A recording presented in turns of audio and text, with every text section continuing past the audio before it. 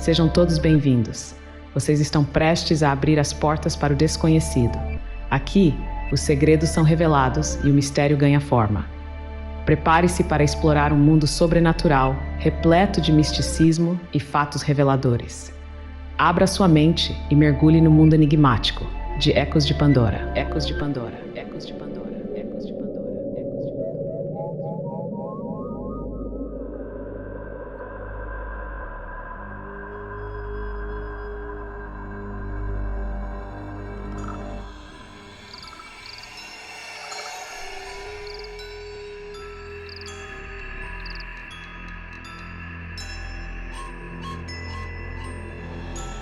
Era uma noite silenciosa no pequeno vilarejo de Klingenberg, na Baviera. As luzes estavam apagadas e as ruas desertas. Porém, dentro de uma casa modesta, uma batalha invisível se desenrolava. Era uma luta pela alma de uma jovem mulher. Seu nome, Anneliese Michel. Nascida em 21 de setembro de 1952, Anneliese era uma garota comum em muitos aspectos. Criada em uma família profundamente religiosa, ela foi ensinada desde cedo a confiar na fé católica e a viver uma vida devota. Seu pai, Joseph, operava uma serraria, enquanto sua mãe, Anna, cuidava da casa e das filhas. Todos em Klingenberg a conheciam como uma jovem dócil, dedicada à igreja, com um futuro promissor à sua frente.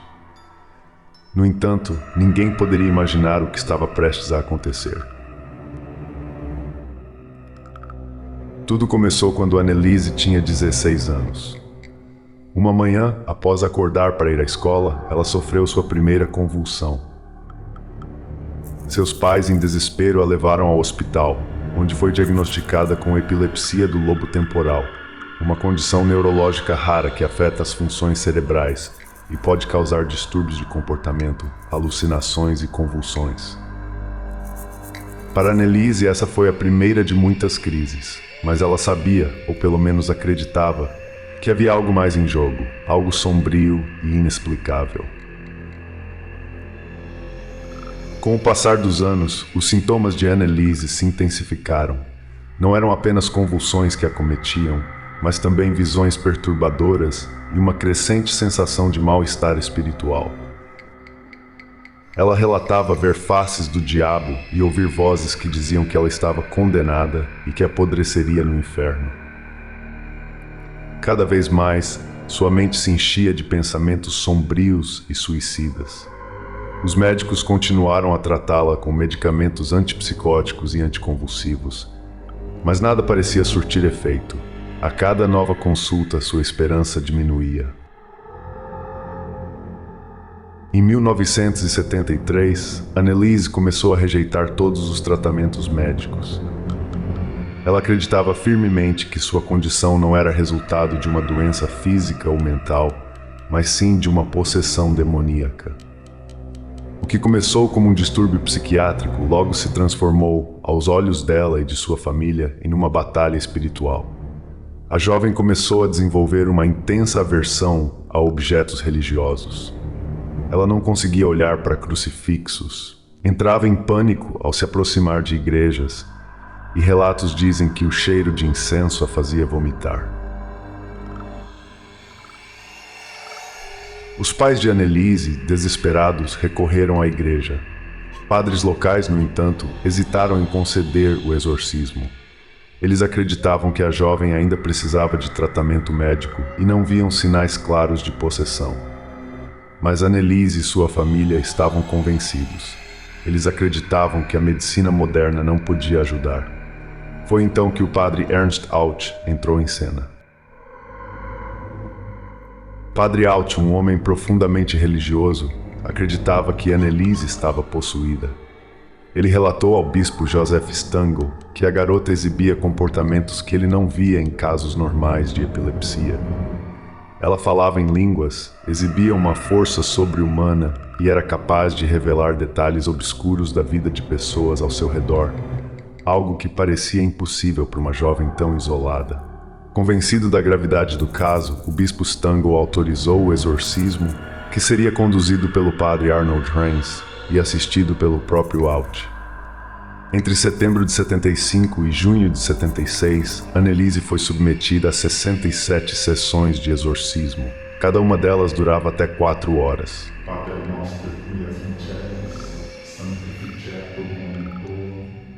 Durante esses rituais, Anneliese gritava, se contorcia e era tomada por forças que pareciam além de sua compreensão. Ela alegava estar possuída por 6 demônios, entre eles Lúcifer, Judas Iscariotes, Nero, Caim, Hitler e Fleischmann, um sacerdote corrompido do século XVI. As gravações dessas sessões capturaram vozes diferentes saindo de sua boca, discutindo entre si e rindo de maneira perturbadora.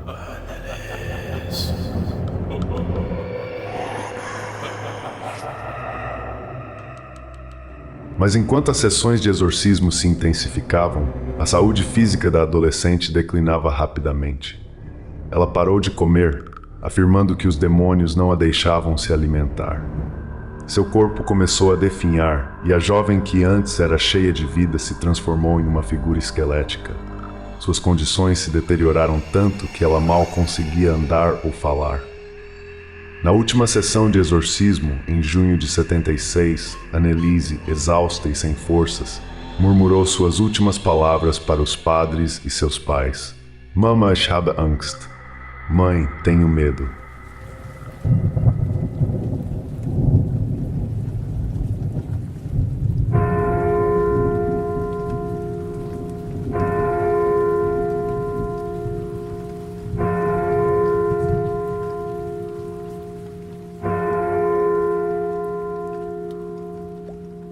Na manhã do dia 1º de julho de 76, a jovem emaciada Anneliese Michel foi encontrada morta em sua cama.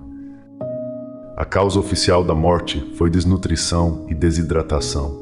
Ela pesava apenas 30 quilos e seu corpo estava coberto de feridas e hematomas resultantes das violentas convulsões e dos rituais de exorcismo.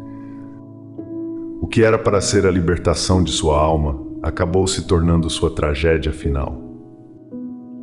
O choque de sua morte abalou toda a Europa. Um processo judicial foi imediatamente aberto contra seus pais e os padres responsáveis pelos exorcismos. Os médicos que testemunharam no tribunal afirmaram que Anneliese sofria de um severo transtorno psiquiátrico, exacerbado pela crença religiosa. Eles argumentaram que se tivesse continuado o tratamento médico e fosse forçada a se alimentar, sua vida poderia ter sido salva. Mas para os padres, a história era diferente. Eles acreditavam que Anneliese realmente estava possuída e que sua morte foi um sacrifício espiritual, uma batalha que ela travou até o fim.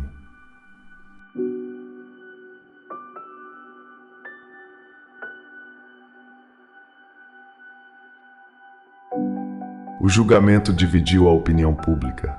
A igreja, embora silenciosa, manteve sua postura. O bispo Stangl, que havia autorizado o exorcismo, não foi processado devido à sua idade avançada, mas os padres e os pais de Anneliese foram considerados culpados de homicídio por negligência. No entanto, eles receberam uma sentença leve, apenas 6 meses de prisão com liberdade condicional. Após o julgamento, o corpo da jovem Anneliese foi exumado. Seus pais acreditavam que o corpo de sua filha estaria incorrupto, um sinal de santidade, mas as autoridades relataram que ele estava em avançado estado de decomposição. Até hoje, muitos acreditam que o caso de Anneliese Michel foi um erro trágico da igreja, enquanto outros enxergam sua história como um exemplo de fé inabalável, um sacrifício feito em nome de algo muito maior do que podemos compreender. E assim, a história de Anneliese Michel permanece como um mistério perturbador. Uma jovem que, por razões que nunca saberemos ao certo, foi levada a um destino sombrio. Será que foi vítima de uma doença mental mal compreendida? Ou será que forças muito além da nossa compreensão estavam realmente em jogo? O que quer que tenha acontecido naquela pequena vila da Baviera, uma coisa é certa: as vozes e os ecos de Anneliese Michel ainda ressoam, lembrando-nos do limite tênue entre o racional e o inexplicável. Para alguns, ela foi um exemplo de doença mental não tratada. Para outros, uma batalha perdida entre o bem e o mal.